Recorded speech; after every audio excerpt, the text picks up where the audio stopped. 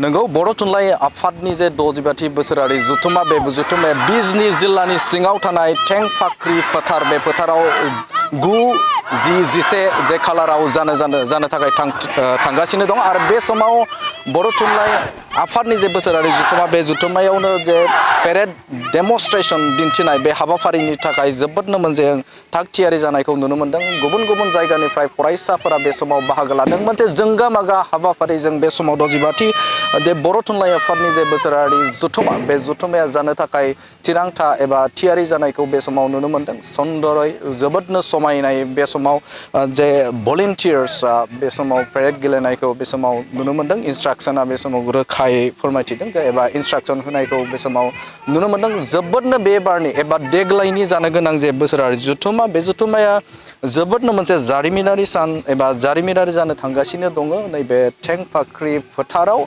चिरां जिल्लानि बेन्दोङाव थानाय नैबे बरलावगावनि थें फाख्रि फोथाराव बे सानथामनि हाबाफारिजों बे हाबाफारिया जागोन। दा बे समाव नैबे समाव पेरेडनि थाखाय थाग थियारि जानायखौ बे समाव नुनो मोन्दों। जोबोदनो फरायसाफ्रा गोसो होनानै बे समाव पेरेड गेलेनायखौ बे समाव नुनो मोन्दों।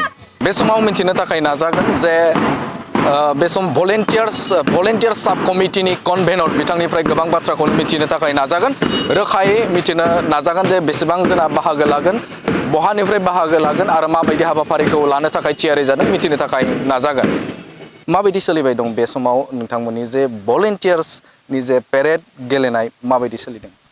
खुलुमबाय गिबियावनो बड'लेण्ड बुब्लिनि नायगिरि साफ्रोमबो आफा रायजो राजानिसिम गोदान बोसोरनि खुलुमनाय सिबिनाय आं बावहरबाय। नोंगौ जे दिनै चिरां जिल्लानि सिङाव थानाय बिजनीनि बरलावगाव थें फाख्रि फोथाराव फैगौ जानुवारि दाननि 9, 10 आरो 11 अक्ट'खालि सानथामनि मेहेरगोनां हाबाफारिजों बर' थुनलाइ आफादनि 65थि बोसोरसालिया जुथुमा बे खुंफुंजानो थांगासिनो दं। बेनिनो भलुन्टियार साब कमिटि हिसाबै जोंहा भलुन्टियारनि बाथ्रा रायलायबा जों मोननै खोन्दोआव जोङो रायलायनो हायो। मोनसेया जाहैबाय मार्च पास्ट एबा स्पेसियेल भलुन्टियार आरो जेनेरेल भलुन्टियार। जोङो थांनाय डिसेम्बर दाननि 5 अक्ट'निफ्राय स्पेसियेल भलुन्टियार थामहिनबा पेरेडनि थाखाय जों जे मोनसे साखाफारा तालिम बेखौ खालामनाय जादोंमोन। दा फैयै फैयै बरलावगावनि बे खुंजानो गोनां थावनियावनो जोङो दिनै जयै खालामफैनाय जाबाय। दा बेनि साखाफाराया 99 जौखोन्दो जाबाय होननानै बुंनो हायो। पेरेड दिन्थिनायनि जे तालिम बियो मोजां मोनसे महराव मोनफैनो हाबाय।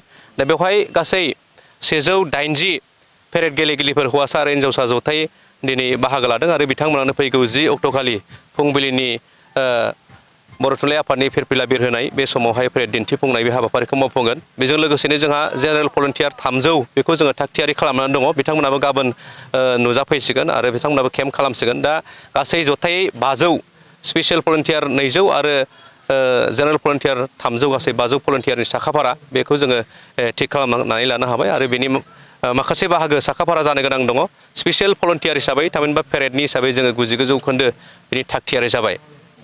दा बेवहाय बबे फरायसालिनिफ्राय हांख्रायनाय जादोंमोन? बेवहाय गुबैयै बर' बाजार कलेजनि फरायसाफोर दङ, लोगोसे बर' बाजार हायार सेकेण्डारिनि फरायसाफोर, माख्रा हायार सेकेण्डारिनि फरायसाफोर, बरलावगाव बड' गोजौ फरायसालिनि फरायसाफोर, लोगोसेनो बान्दबनि आरो फस्लाबारिनि बिथांमोनाबो बाहागो लादों। बेयाव गासै जथायै 6 फरायसालिनि फरायसाफ्रा बाहागो लानानै दङ स्पेसियेल भलुन्टियाराव। बाखि जेनेरेल भलुन्टियारनि थाखाय बिजनीयाव थानाय गासै जोंहा दालाइ एबसुफोर दङ 12टा। बे 12टा दालाइ एबसुनिफ्राय बाहागो राननानै गासै 300खौ जोङो थि खालामनाय जादों। गासै 150 हिन्जावसा आरो 150 हौवासाफोर जोङो थाग थियारि खालामनानै दङ। गाबोन बिथांमोनाबो बाहागो लाफैगोन।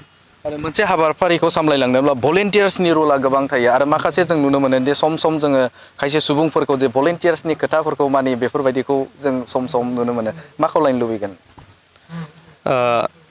भलुन्टियार्सनि बाथ्रा जुदि रायलायो, भलुन्टियार्स होननाय लोगो लोगो गासै जिखिनि जेंना बा माखासे जोंनि हाबाफारि जाफुंनो गोनां खामानिफोर जोंनि सिगाङाव मेगन फैसायाव नुजायो, बे गासै खामानिखौनो जों मावनो गोनां जायो। दा बेवहाय दिनैनि थासारियाव जुदि जों रायज्लायो जे जोंनि इयुन जोलैफ्रा बेफोर माखासे हुदाफ्रा दिनै खम जादों।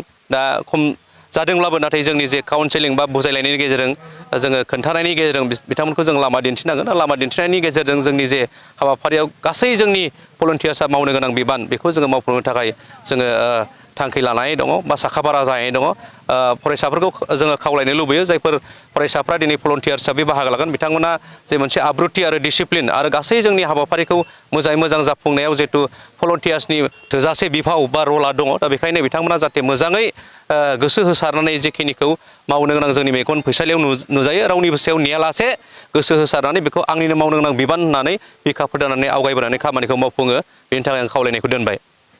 मिन्थिनो थाखाय नाजागोन जे बेवहाय गुबुन गुबुन जायगानिफ्राय जाय आसाम नाङैनो रायजो राजाफोरखौ मा खावलायनो लुबैगोन? आं बेखौनो खावलायनो लुबैगोन जे जोंनि फैगौ 9, 10 आरो 11 जानुवारि 2026 बारा गोबाव गैलिया गेजेराव सानसेल'सै गाबोन सानसेल'सै दा बे हाबाफारियाव जाहाथे जोंनि आसामनि बायजोआव थानाय गुबुन गुबुन जोंनि माहारियारि जोंनि बर' फोलेरनि सुबुंफोर जाहाथे बयबो बे चिरां जिल्लानि सिङाव थांनाय बिजनि बरलागाव थेंफाख्रि फोथाराव सानथामनि मेहेरगोनां हाबाफारिजों जे खुंफुंजानो थांगासिनो दं बे हाबाफारियाव जाहाथे लैहोर लैहोर बयबो फैनानै जे जोंनि बर' माहारिनि जे थुनलाइ आफादनि जे जथुम्मा बेखौ आबुङैनो जाफुंसारनायाव बाहागो लाफैयो लैहोर लैहोर फैयो बेनि थाखाय आं बयनिसिमबो खुलुमनाय सिबिनाय आरो खावलायनायखौ दोनबाय। नंगौ बिथाङानो जादोंमोन भलन्टियार साब कमिटिनि कनभेनर बिथांनिफ्राय गोबां बाथ्राखौनो मिन्थिनो मोनबाय आरो बिथांमोना खोब 96% थियारि जाबाय जे फैगौ जे जानो गोनां हाबाफारि एबा बर' थुनलाइ आफादनि जे 60 बोसोरारि जुथुम्मा बे जुथुम्मानि थाखाय थाग थियारिया जोबोदनो मोजां जाबाय होननानै बिथाङा फोरमायथिदों आरो लोगोसेनो बे ओनसोलनि थागिबि रायजो राजाफोरखौ बिथाङा जानो गोनां हाबाफारि बे हाबाफारियाव बाहागो लानो थाखाय खावलायनायखौ बे समाव नुनो मोनदों।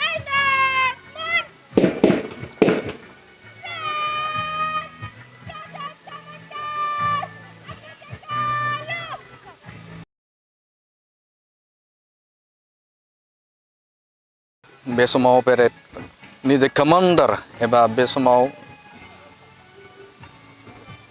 आगु हाबाफारि बे हाबाफारिखौ थोंजोङै बड'लेण्ड बुब्लिनि गेजेरजों बे समाव दिन्थिबाय थादों।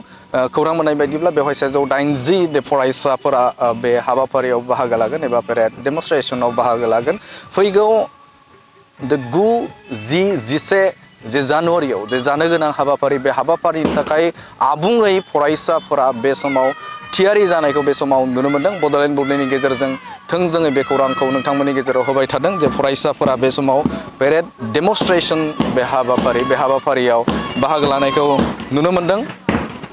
नोंथांमोनाबो फैगौ 9, 10, 11 जे खालाराव नैबे चिरां जिल्लानि थेंफाख्रि फोथार बे फोथाराव फैयोब्ला जे बे डेमनस्ट्रेसनखौ बे समाव नुनो मोनगोन। बे समाव फरायसाफोरा जे पेरेडनि थाखाय थियारि जानायखौ नोंथांमोना नुनो मोनदों। जोबोदनो मोनसे फरायसाफोरा गुबुन गुबुन जायगानिफ्राय फैनानै फरायसाफोरा बे समाव जोबोदनो जे आब्रुथिजों बे समाव डेमनस्ट्रेसनखौ खालामबाय थानायखौ नुनो मोनदों। गुबुन गुबुन जायगानिफ्राय फरायसाफोरा बे समाव बाहागो लादों। समायना भाबै जे बै सानखालि जे बर'नि गानमु आगजु हारिमु बे हारिमुजों दानाय जे आर'नाइ दख'ना गामसा गाननानै फरायसाफोरा बै सानखालि हाबाफारियाव बाहागो लागोनखौ जों मोनथिनो मोनदों। थारैनो जे मोनसे बेनि गेजेरजों नैबे पेरेड डेमनस्ट्रेसननि गेजेरजों रोखायै मोनसे नुसारो जे मोनसे हारिया माबायदि आबुं मोनसे आब्रुथिजों हाबाफारिखौ लायो एबा बेनिफ्रायनो गोबां डिसिप्लिनखौ सिनायनो हायो। बे समाव बड'लेण्ड बुब्लिनि गेजेरजों रोखायै बाथ्राखौ फोरमायथिबाय थादों जे डेमनस्ट्रेसन एबा बे समाव थेंफाख्रि फोथाराव बे समाव पेरेड डेमनस्ट्रेसन बे डेमनस्ट्रेसना आबुङै सोलिबाय थानायखौ बे समाव नुनो मोनदों। सुन्दरै एबा समायनायै बे समाव फरायसाफोरा डेमनस्ट्रेसनखौ खालामबाय थादों। जोबोदनो मोनसे डिसिप्लिन बे डिसिप्लिनजों बे समाव पेरेड गेलेनायखौ नुनो मोनदों।